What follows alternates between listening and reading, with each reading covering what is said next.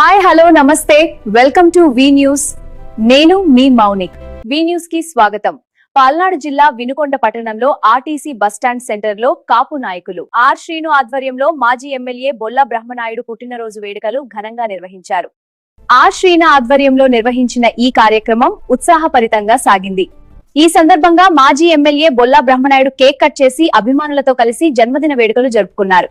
అనంతరం మాజీ ఎమ్మెల్యే బొల్లా బ్రహ్మనాయుడు మాట్లాడారు. అన్నదాన కార్యక్రమాన్ని ప్రారంభించి ప్రజలకు స్వయంగా భోజనం వడ్డించారు. ఈ కార్యక్రమంలో ఆర్టీసీ కార్మికులు, పార్టీ నాయకులు, కార్యకర్తలు భారీ సంఖ్యలో పాల్గొని ఆయనకు జన్మదిన శుభాకాంక్షలు తెలిపారు. వినుకొండలో ఈ వేడుకలు రాజకీయ, సామాజిక వాతావరణంలో ప్రత్యేక ఆకర్షణీయంగా నిలిచాయి.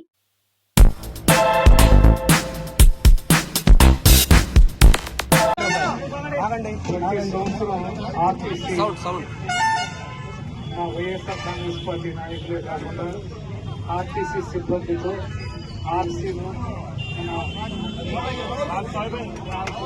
సౌభాగ్యరాజు, శరణు, అందరూ కలిసి ఆర్టీసీ మంచి కార్యక్రమాన్ని ఏర్పాటు చేస్తూ వారికి ఎప్పుడు మనస్ఫూర్తిగా వారి అండగా వైఎస్ఆర్ కాంగ్రెస్ పార్టీ ఉంటుందని ఈరోజు చూస్తే మనం చూస్తున్నాం. ఆర్టీసీ సిబ్బందిని, ఆర్టీసీని ప్రభుత్వంలో విలీనం చేసి ప్రభుత్వం తరఫున ఆర్టీసీకి మంచి భవిష్యత్తు కల్పించిన జగన్మోహన్ రెడ్డి గారు అలా చేస్తే ఈ రోజు ఇదే కూటమి ప్రభుత్వం ఆర్టీసీని ఎలా నిర్వీర్యం చేయాలా అన్న ఆలోచన చేస్తున్న వారికి ఒకసారి ఆలోచించాలి మిత్రులారా. పార్టీలు కాదు ఇక్కడ ముఖ్యం. ఆర్టీసీలో ఎంతో మంది సిబ్బంది బతుకుతున్నారు.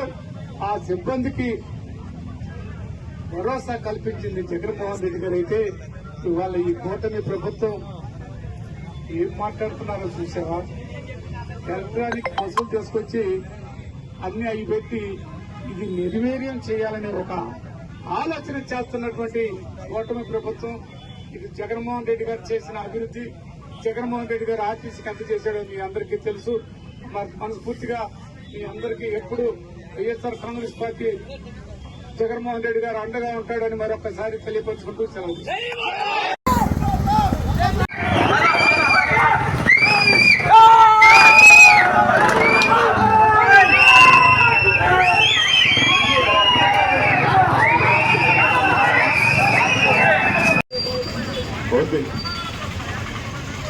ఓకే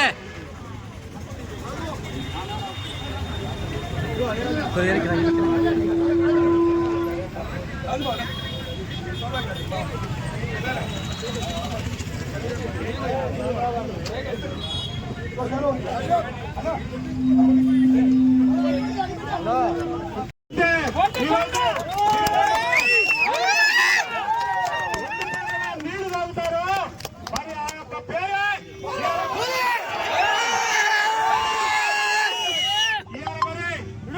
ఎప్పుడు వచ్చామని కాదన్నయ్య